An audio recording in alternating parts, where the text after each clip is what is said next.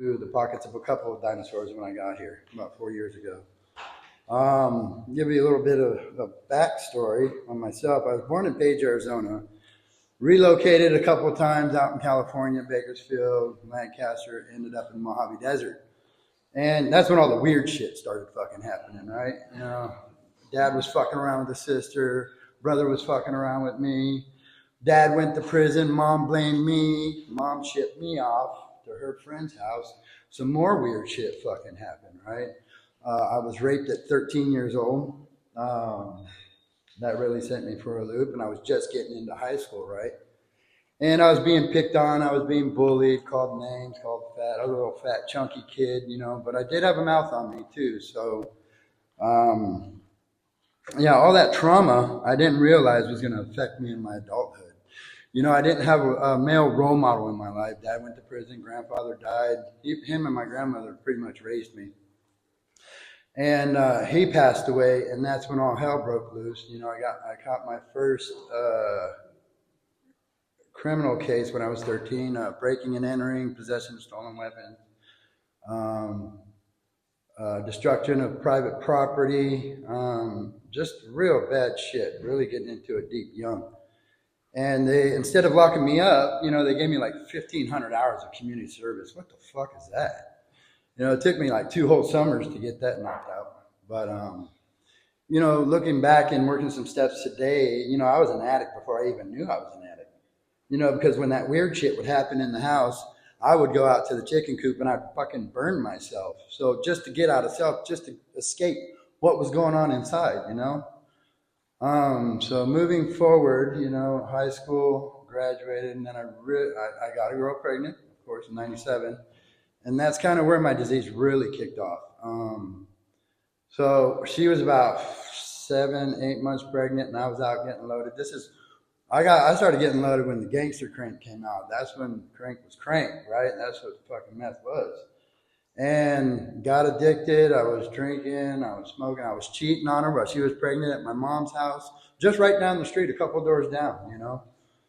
That's my MO. I get loaded and I cheat. You know, I lie, I fucking steal. And not only stealing like property, man, just stealing my time away from the people who love me the most, you know. So moving forward, my daughter was born. They wouldn't let me into the hospital room. Well, I have an older daughter too. She didn't get to see all this shit, but I missed the first year of her life. I got locked up in LA County because I had a residential burglary. And because, you know, I didn't have any money, but I knew if I stole this, I'd be able to get this. And then my sister's boyfriend snitched me out, and LA County I went for a year, did a county lead. And didn't really think much about getting loaded because I was being such a fucking crybaby, you know. When I get arrested, I'm a crybaby. I cry in the back of the seat, and then when I'm in there and I cry myself to sleep when I get to jail, yeah, I'm one of those. But that's okay. Where was I? Oh, so completely destroyed that relationship, you know. So I was locked up, didn't really think much about it. When I got out, went to rehab, got out of rehab, that was a fucking joke. All I wanted, when I went to those meetings there, they had to spin the wheel. All I wanted to do was get fucking loaded. So what did I do when I got out? I had 5 years felony probation. I got out and I started getting loaded. Although I had to call for 5 years felony probation. Every time I went in there, I was loaded.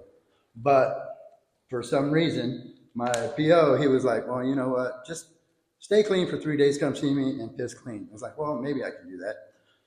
And then I finally started, somehow, some reason, I didn't even really go to meetings because I didn't know where any meetings were. So I left Lancaster, California once again, moved up to Tehachapi, California, and all I was doing pretty much was my other drug, drinking. You know, I love vodka. It's one of my other favorite drugs. And got into a relationship.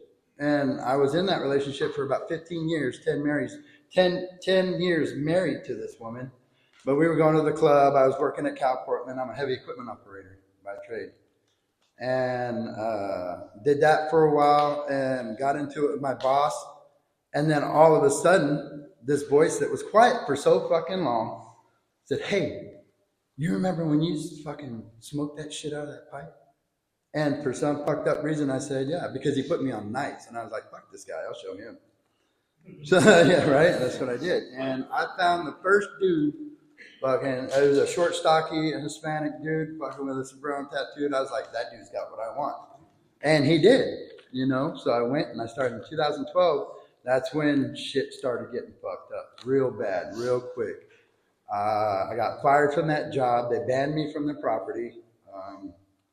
Yeah, I was that addict. And because I was operating heavy shit, like the 100-ton haul trucks, the 992 loaders, 50-ton, you know, that's just highly dangerous. That's probably why they kicked me off, because I could have killed somebody or damaged like $800,000 worth of equipment. And they're like, no, we're not having that. You got to go. You're banned from the property. So still in this relationship with this woman, I completely destroyed this lady, man. You know, I was just smoking to begin with, you know, and then I started mainlining. The first time I mainlined, man, I got hit in the neck, and it was fucking over. The chaos, the turmoil, and the self-deception and deception of others. And, you know, I've been with this woman for fucking 15 years, and I completely destroyed her, man. I was cheating on her. I was lying to her, telling her I was going to work, but I wasn't. I was going to this female's house.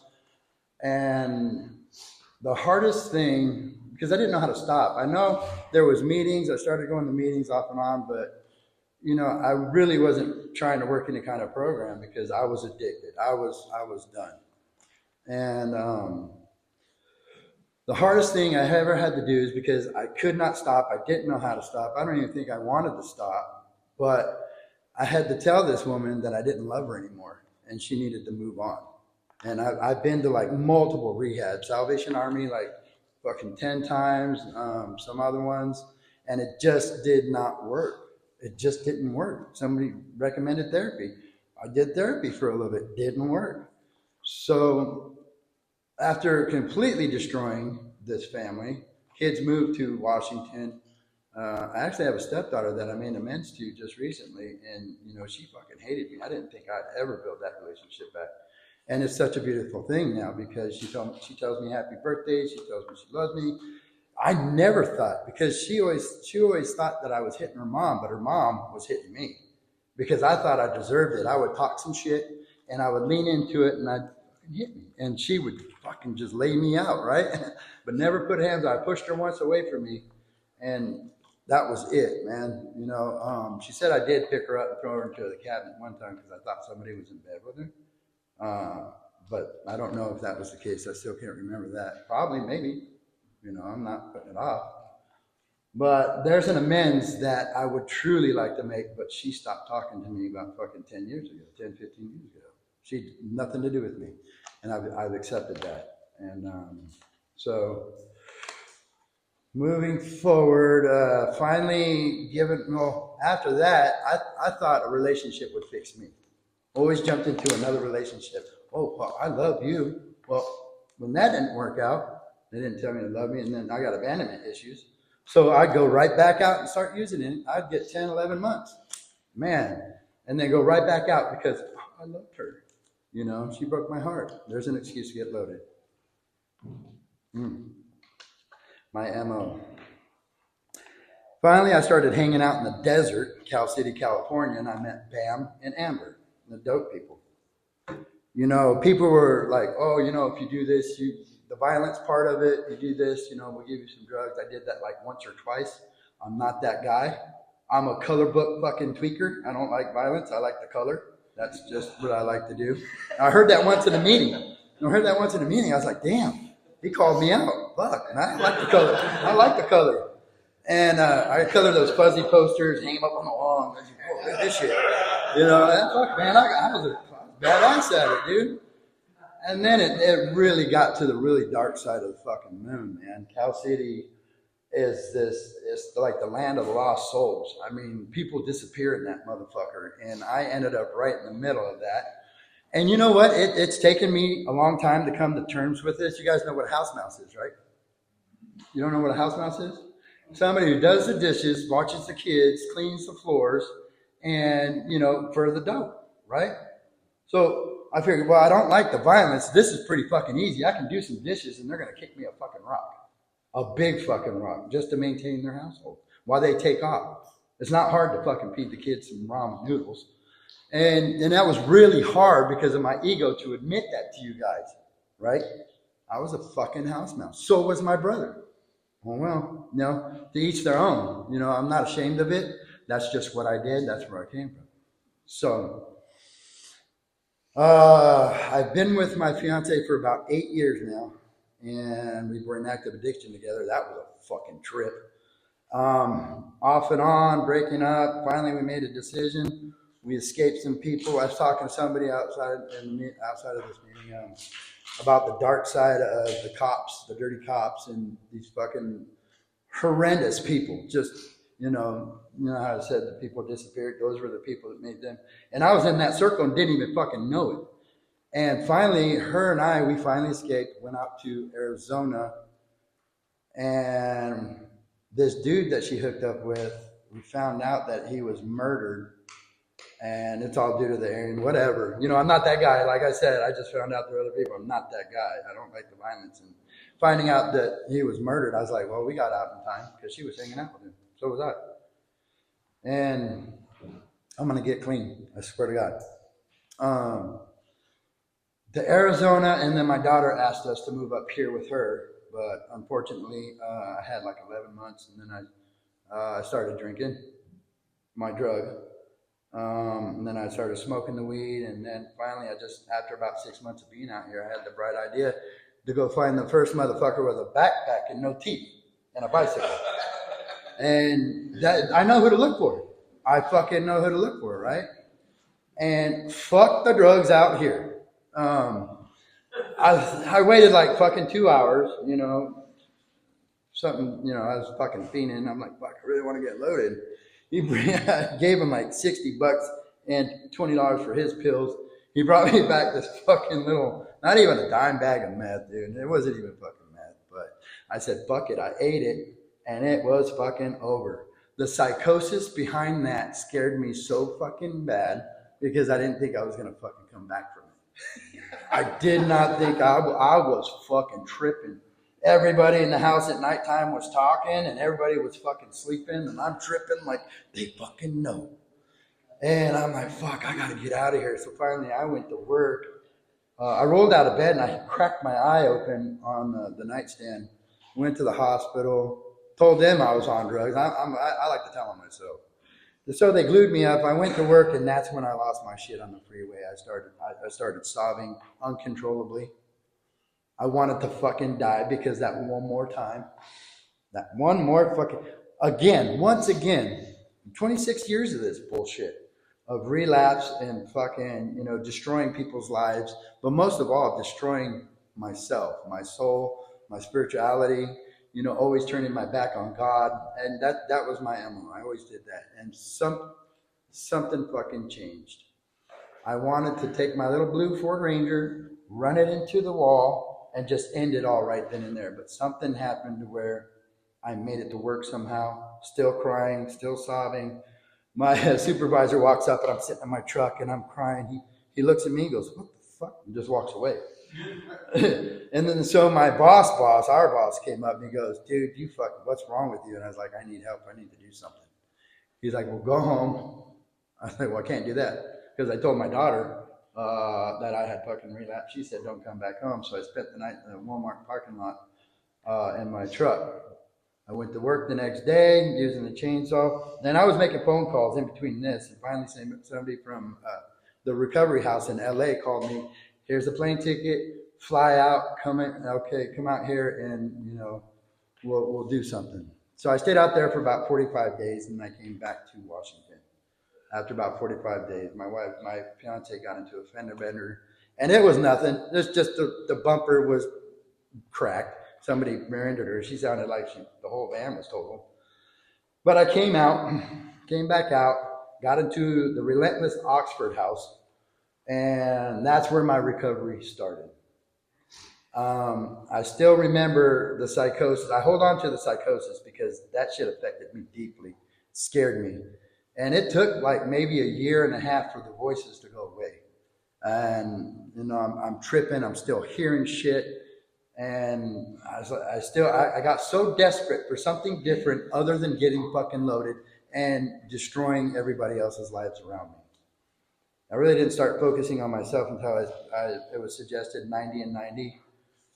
So I did way more than that. Started working. Russ, I don't know. I'll break in. Russ Rose, my sponsor. He's got 31 years.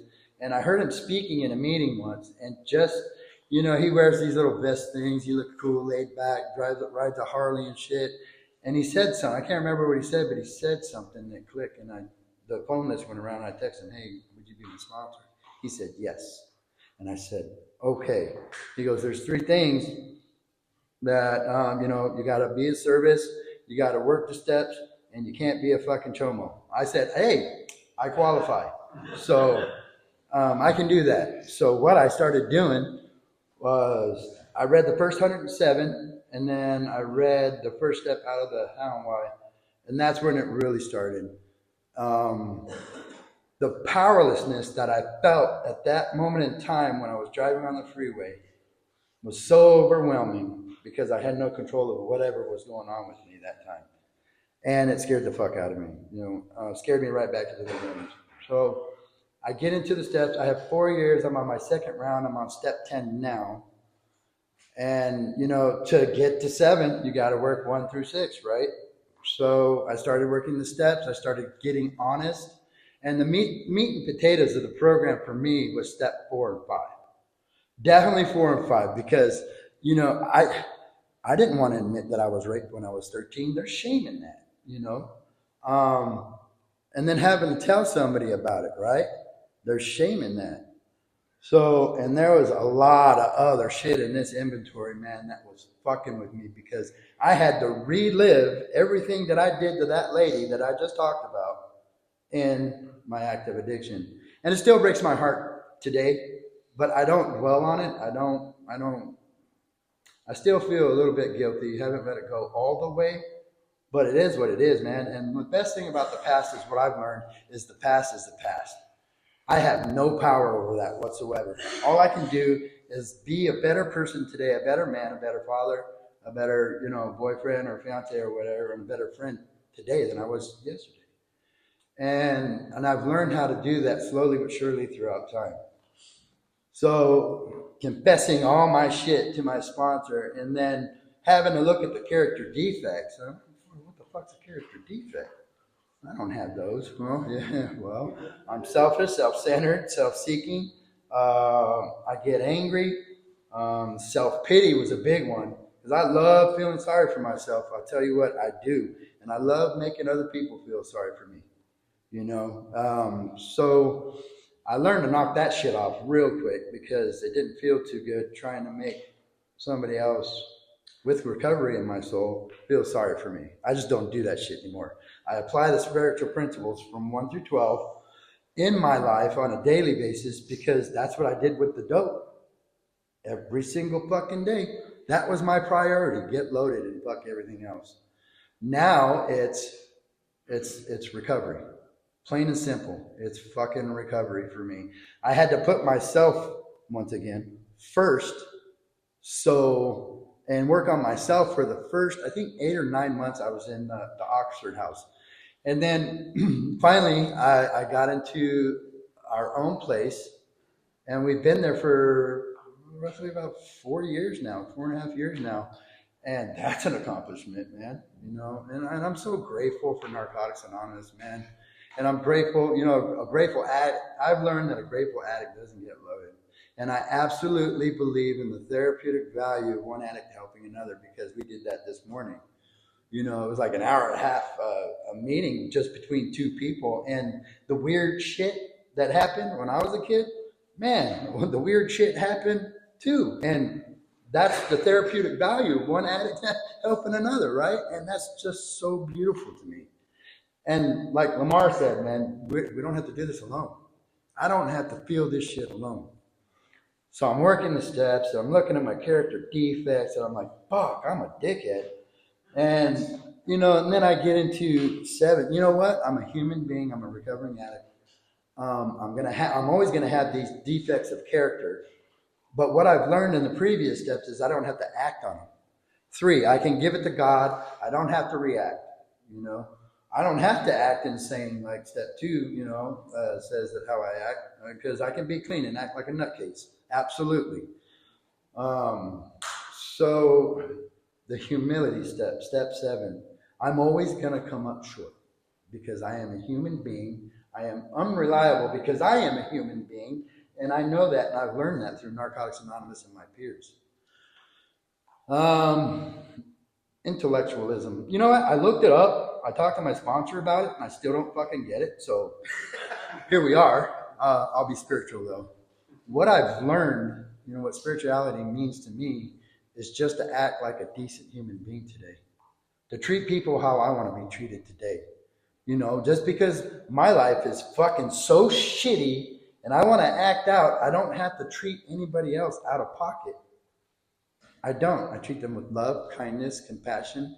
And this last couple of weeks, I'll close with this, you guys. Man. You know, it's an honor to be up. It's always an honor to be asked to come speak. I was nervous as shit. Really am. Stefan, I love you, bro. Thank you for putting my name in the hat. And Lamar, thank you. Don't even. I've seen you a couple of times. I've seen Mark a few times, Adam a few times, I think a few times, and you know, it's just always an honor to be able to come up here and you know share my experience, strength, and hope, and some spirituality with you guys. You know, I don't have to do this alone. It's been a rough. God, if I lose it, I'm not going to apologize because I just lost my best friend and my best man to my wedding. And, you know, it's all due to the health issues, man. You know, what I've learned is that this disease will manifest itself in different ways, whether it's sex, food, or whatever the vice may be. You know, it doesn't have to be meth. It'll manifest itself in different ways. Like fucking going to Burger King every single fucking day, 3 days a week. And that's pretty much what happened, you know. It just didn't take care of himself. And I'm not bashing him. It's just the fucking truth. And I'm getting married on the 29th. And that's a blessing. That would have never fucking happened if I wasn't clean. Believe that. And it's all thanks to Narcotics Anonymous that I'm clean today, man. And some willingness and open-mindedness, and the honesty is huge for me too, because I'm a fucking liar. I like to lie. It feels kind of the endorphins from the lie, and then chasing the lie. No, I don't do that shit anymore. I'm as honest as I can be as a human being in a recovery. You fucking liar! No, shut up. Intellectually. I like that. So, anyways, man, you know, I got the last couple of weeks have just been really rough, and I've learned through my peers, through you guys, man, I get to show up for people today. You know, I showed up for the family, and it was really weird. It was really weird, you guys, because, you know, the self-pity came into play, the playing the victim came into play, and, you know, the self-righteousness came into play, and what I had to do is apply some spiritual principles in my life and get a hold of my sponsor and the dude with 40 years, you know, the dinosaurs in my corner that helped me through this heartbreaking moment of not only my life, but other people's life. You know, I'm not terminally unique, and I've learned that too. I'm just a fucking a little guy in Narcotics Anonymous, you know, because this shit's worldwide. I'm just very grateful to be clean today, and it's been the busiest month of my life. Like I said, I just turned 29. I'm getting married. My daughter just turned 26 on my birthday. It's just been a very busy month, and after the marriage, man, it's going to slow down. It's going to slow down a little bit, you know. I have 3 home groups. People call me an overachiever. I was like, well, fuck, I overachieved in my fucking addiction. Why not? So this comes first before anything in my life. God, recovery, self, service, and I'm of service today. And that's what helps me stay clean, man. I am, humility to me is asking for help, you know. And I do that today because I don't like doing this shit by myself, man. You know, if you're new, welcome to a brand new way of life. It's going to take some feelings, some tears, and some uncomfortability, some vulnerability. And those are all the things that I went through, man. And here I am today as a direct result of working steps and, Narcotics Anonymous and you guys. Thank you. Yeah.